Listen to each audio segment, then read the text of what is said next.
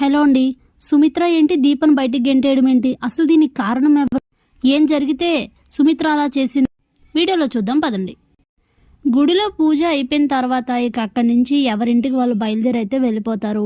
Sivanarayana Karthik best restaurant of the year అవార్డుకి సంబంధించిన ముందుగానే ఒక మీటింగ్ అన్ని రెస్టారెంట్స్ యొక్క చైర్మన్స్కి కండక్ట్ చేస్తే అక్కడికైతే వెళ్తారు.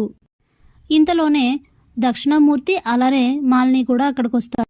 అప్పుడే ఈ మీటింగ్ని కండక్ట్ చేస్తున్న చీఫ్ అయితే దక్షిణామూర్తి అలాగే మాలిని ఇద్దరిని కూడా అందరి అంటే రెస్టారెంట్స్ అందరి వీళ్ళు ఉంటారు కదా చైర్పర్సన్స్ అందరికీ కూడా ఇంట్రడ్యూస్ చేస్తారు. అప్పుడే అక్కడ ఇప్పటి వరకు best restaurant of the year award ఎప్పుడు కూడా శివనారాయణ గారే తీసుకునేవారు.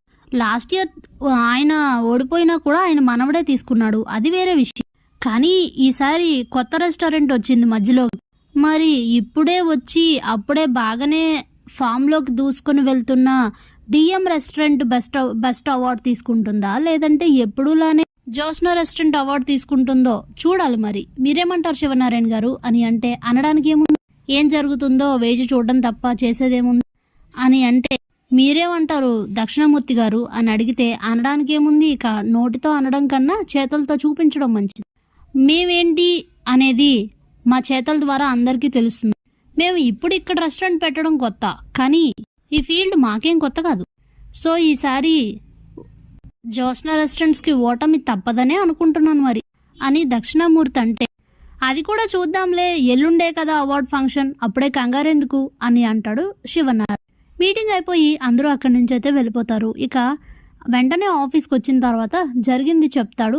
అదే మీటింగ్లో జరిగింది ఏంటనేది మొత్తం దీపక్ చెప్తాడు కార్తీక్. ఇదిలా ఉండగా ఇంట్లో కాంచన అయితే అమెరికా నుండి వస్తున్న శ్రీధర్ కోసం ఎదురు చూస్తూ ఉంటుంది. ఇక శ్రీధర్ అయితే వస్తాడు. అన్నట్లుగానే శౌర్యకి సైకిల్, కాంచన కోసం చీర తీసుకొని తనైతే వస్తాడు. ఇక తను శ్రీధర్ని చూసి చాలా హ్యాపీగా ఫీల్ అయ్యి ఆనందంలో కన్నీళ్ళు పెట్టుకుంటుంది కాంచన. ఎందుక కన్నీళ్ళు అని అడిగితే మళ్ళీ మీరు క్షేమంగా వస్తారు రారు అని చాలా భయపడ్డాను. వెళ్ళినప్పటి నుండి నా మనసు ఎలానో ఉంది, చాలా టెన్షన్గా ఉంది. ఇప్పుడు నా బెంగ అంతా భయం అంతా తీరిపోయింది, చాలా ప్రశాంతంగా ఉందని అంటుంది. అప్పుడే శ్రీధర్ తన మనసులో, నాకు తెలుసు కాంచన, నీకు నేనంటే చాలా ఇష్టం, కాకపోతే ఏదో నేను చేసిన తప్పు వలన నన్ను దూరం పెట్టేశావు. ఆ ప్రేమని ఎన్నాళ్ళైనా అలాగే దాచుకుంటావు, అందుకే అనుకోకుండా ఇలా కొన్నిసార్లు బయటపడుతుంటుందిలే అని ఆలోచిస్తూ ఉంటాడు. ఏంటి అలా ఆలోచిస్తున్నారు అని అంటుంటే, ఆహాహా ఏం లేదు, సరే ఇగో శారీ తీసుకో అని చెప్పి చేతికైతే ఇస్తాడు. చీర బాగుందని చెప్తుంది కాంచన. ఇంతలోనే అనసూయ కాఫీ తీసుకొచ్చిస్తుంది. ఎలా ఉంది బాబు ఇప్పుడు మీ ఆరోగ్యం అని అంటే, అంతా బాగానే ఉంది అనసూయ, పర్వాలేదని చెప్తాడు. ఇంతలోనే దీప కార్తీక్ ఇంటికి వస్తారు. అలానే శౌర్య కూడా ఇంటికి వచ్చేస్తుంది. శౌర్యకి సైకిల్ తెచ్చివ్వడంతో చాలా హ్యాపీగా ఫీల్ అయి ఆడుకుంటూ ఉంటుంది. ఇక అక్కడ విషయాలు అలానే తన సర్జరీ ఎలా జరిగింది ఏంటి అనేది దీపా కార్తీకులతో ముగ్గురితో మొత్తం అంతా కూడా మాట్లాడుతూ ఉంటాడు. ఇక అప్పటికే లేట్ అయిపోవడంతో ఇక శ్రీధర్ అయితే ఇంటికి వెళ్ళిపోతాడు. ఇక భోజనం చేసి నిద్రపోయే టైంలో అయితే దీప అలా ఓ చోట కూర్చొని బయట ఆలోచిస్తూ ఉంటుంది. ఇంతలోనే కార్తీక్ దీపను వెతుక్కుంటూ వస్తాడు. ఏంటి ఇంతలా పిలుస్తున్నా పలక్కుండా అంత తీక్షణంగా ఆలోచిస్తున్నావు దేని గురించి అని అడిగి, ఎందుకులే బావా, నీకు చెప్తే తిడతావు, తిట్లు తప్ప నాకే మిగులుతాయి, ఈ మధ్య అస్తమాను నన్ను కసురుతున్నావని అయితే అంటుంది. అబ్బబ్బా కోపం చాలే గాని నేనేం కసరను, ఏమైంది చెప్పు అని అడిగితే, ఇంకేముంది, ఉదయం మాలిని అత్త కనిపించింది కదా తన గురించి దక్షిణామూర్తి తాత గురించి అని అంటే, ఎన్నిసార్లు చెప్పాలి దీప ఆ విషయాలు ఆలోచించొద్దని అని అడుగుతాడు కార్తీక్. ఏంటి బావా నువ్వు ఆలోచించకుండా ఎలా ఉంటాం, వాళ్ళు ఏమైనా బయట వాళ్ళ, నా సొంత మేనత్త అలాగే మా తాత, నేను ఎలా వదిలేస్తాను అని అంటే, నీకన్నా సొంత వాళ్ళు మీ అమ్మకి, కానీ ఆవిడే వదిలేసింది, నువ్వెందుకు దీప పట్టుకొని వేలాడటం అని అంటే, ఏదో జరిగి అందరి మధ్యలో కోపాలు పెరిగి ఇదంతా జరిగింది బావ, అంతకు మించి ఇంకేం లేదు. అసలు ఎక్కడ ఏం జరిగిందో తెలుసుకొని అందరినీ కలిపేస్తే ఎంత బాగుంటుంది అని అయితే అంటుంది.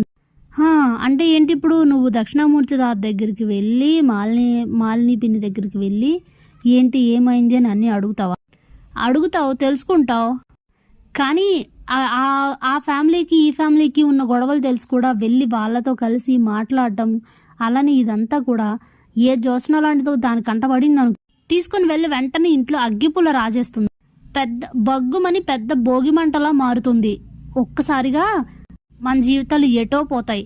ఇప్పుడే అందరికీ నీ మీద నమ్మకం ఉంది, నిన్ను అందరూ నమ్ముతున్నారు, నిన్ను కంపెనీకి సీఈఓని చేశారు. నెక్స్ట్ స్టెప్ నిన్ను ఇంట్లో మనవరాలుగా పరిచయం చేయడం.